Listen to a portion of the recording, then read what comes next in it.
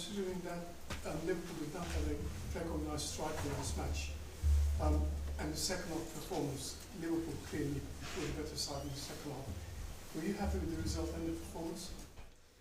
No, definitely with the performance, to a certain extent also with the result, because Arsenal is having a great season domestically and also in Europe, so you know how hard it is to even get a result against them, let alone to win. So that's why, to a certain extent, you're positive about the result. I think in the first half they had much more ball possession than us, although in some spells of the game you could already see how well we can play the ball out from the back and how many times we could play through them. But they were more dominant, were a few times very dangerous over their right side with Timber and Saka.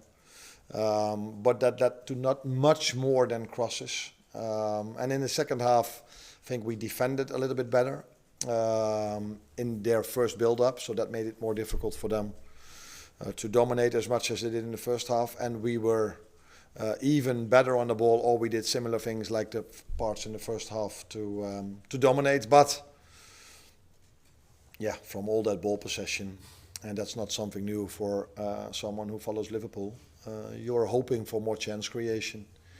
And we were a lot of times very close, shots, decision making in the end. But yeah, hit the bar in the first half. Just not enough to score a goal. Hi Arne. Do you think it's acceptable that Gabriel Martinelli shoved Conor Bradley while he was injured? No, I got the same question just a second ago. I don't know Gabriel Martinelli, but he comes across as a nice guy. And I think the problem for him is, and that's a problem in general in football, that there is so much time wasting and players pretending that they are injured in the final parts of the game or during the game, that you can then sometimes be annoyed if you want to score a goal that you think that player is time wasting. And I cannot ask from Gabriel Martinelli in 94 minutes when it's so emotional for him to understand that he plays Liverpool, that is a team when they are being hold against, which was the game against Leeds United, and we don't even go to the floor. If we play West Ham United and Paqueta tries everything to do to get a second yellow card, that my players try to drag him out. You cannot expect from Martinelli that he thinks so clear in 94th minute. So I'm 100% sure that if he knew what the injury might be, that he would never do that. And but it doesn't look great if he has the injury, which we fear he might have, of course. But football, time wasting, diving has come to the situation that players think in the 94th minute that probably that is happening again, because I've seen it happening against us so many times this season that I can understand that Martinelli might have thought that this was time wasting as well, and he couldn't thought about this is Liverpool. They don't do this. I don't know yet, but it didn't look great if you have to go off on a stretcher. And I think we could both, when we see the video, we both think probably the same. But yeah, we have to wait on the scans if it's that bad, or maybe he can play on Monday. Let's hope so. Well, that was actually the only substitution you made. So yeah. That probably when you look at Arsenal's bench and the 5 players they brought on, that sort of tells you a lot about where the two teams are. I think there are other things to talk about where both teams are at the moment than talking about the bench. I think we showed today that, and not for the first time, by the way, this season, that again in the big games we're able to compete with any other team, and I think we've had result against almost any team, any big team that we've played, except for Man City, where it was of course so obvious that we scored the 1-1, but the only ones who didn't fault that was obvious was the referee and the VAR. So that's the only game where we were, which we've lost with 3-0. For all the other games, I think we've showed home against Arsenal, away against Arsenal, that we can compete with any other team.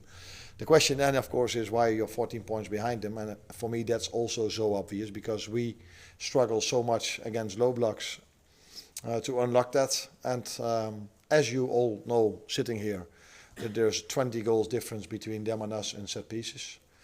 So, but again, in both games, I think we've shown now that both teams were really strong and very competitive against each other. We won it because of a free kick at Anfield, and today there wasn't a moment like that, so that's why it ended 0-0. Did you specifically tweak anything at half time, or was it a case of just growing in confidence? No, like I said, I think the way we pressed their two centre backs and their number 6 was better in the second half than in the first half. That's why we could regain ball possession faster in the second half, the first half, and they couldn't come as far at around our box than in the first half. But maybe the main thing was that we had the ball also for long spells, and then when they kicked it away, we could pick it up again and start playing again. But credits to Arsenal as well, the way they defended their box. I think we had 5, 6 or 7 shots, mainly from Dominic Szoboszlai, and he has a good shot, I can tell you. And one shot I thought might have gone in, but then of course Gabriel blocked it with his body forward and his leg. So they're good in so many things, including box defending, that it's so difficult to get a result against them. But we managed to do so. Hi, Arne. After a good performance like this one, what can you build on the next games? You have a game against a non-top team coming up. What can you build on this? Yeah, I'm a bit surprised that people think this is a good performance, because when we have 60 or 70% ball possession against other teams, people find it boring. And now it's a good performance, but again, we hardly created a chance. And now we say, what a performance. This is who we are. We can dominate ball possession. We know how to do build-up. We know how, but we struggle obviously in a few things. And set piece is one of them. Dominating moments when we're in the final third, then to find the right pass, the right execution. That is something that's still not at the level some other teams are, and that's why we are working every single day. But yes, we did really well in ball possession. But for me, it wasn't that much different than playing Leeds at home or Fulham away, where we dominated ball possession as well. But then people are annoyed by the fact, because these teams are not of the magnitude of Arsenal, then it's not good enough. Which I completely agree on, by the way, because I want to see us creating more chances as well.